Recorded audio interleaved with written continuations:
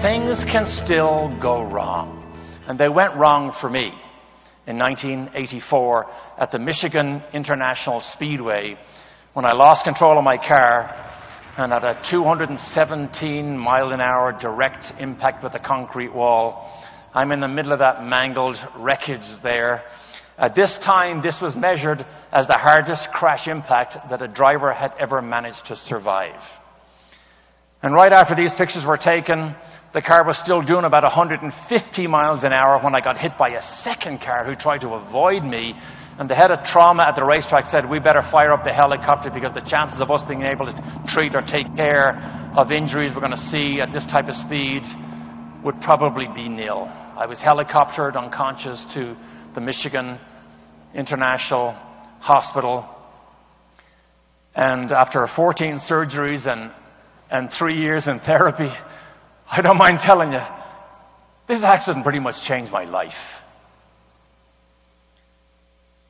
To give you an idea, I had severe dislocations of my right foot, right ankle, lost all the soft tissue in my heel because it ran along the ground. I had a toe traumatically amputated on my left foot.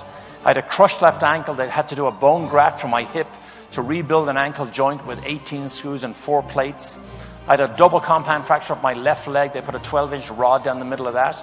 I had a broken hip joint, broken pelvis, broken ribs, broken hand, broken arm, third-degree burns, had a lacerated liver. For good measure, all the blood transfusions were laced with hepatitis C. And after I left the hospital 3.5 months later, I was completely hooked on pain medication. I'm pretty sure there's probably nobody in this audience here has ever had an accident like this.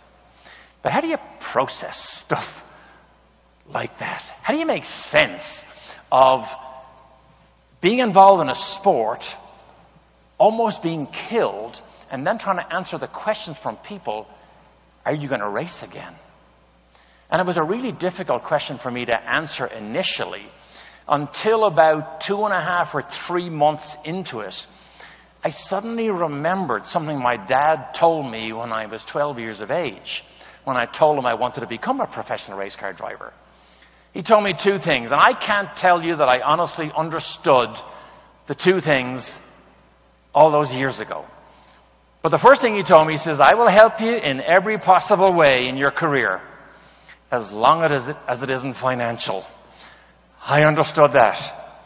And then he said to me, he says, always remember, you will be completely responsible for the legacy that you will leave in the sport.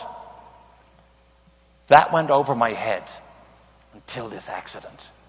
And I suddenly realized I would hate this accident to be the legacy that I would leave in the sport that I've been so passionate about and dedicated my life to.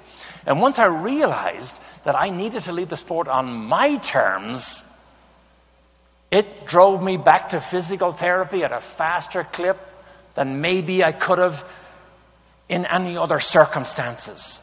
And I got back to a racing car. I was back at the Indy 500 the following year. I couldn't move my ankles because they were so painful. I had to have 1.5-inch heel lifts built into my racing shoes so as I could walk to the car, because they have an unusual rule. You have to be able to walk to and from the racing car. Why? A driver's worst fear is fire. If the car goes on fire, they have to make sure you can walk from the racing car. The only way I could do it was with the heel lifts. But driving the car was less painful than walking to it, because it was non-weight bearing with the pedals when I'm in the racing car. I lined up for the Indy 500 the following May, 7.5 months after my accident. And believe it or not, it was the only time I ever finished the Indy 500 was that year, finished 12th. Every other time I had mechanical issues. But the legacy question from my dad changed the trajectory my career was on at that particular time, lying in the hospital. And then I began to think, we all have total responsibility of the legacy that we leave everywhere, in our families, in our neighborhoods, in our communities, in our profession. And how cool is it that we actually have control of the legacy that we leave everywhere we go? Everybody here has exactly the same control.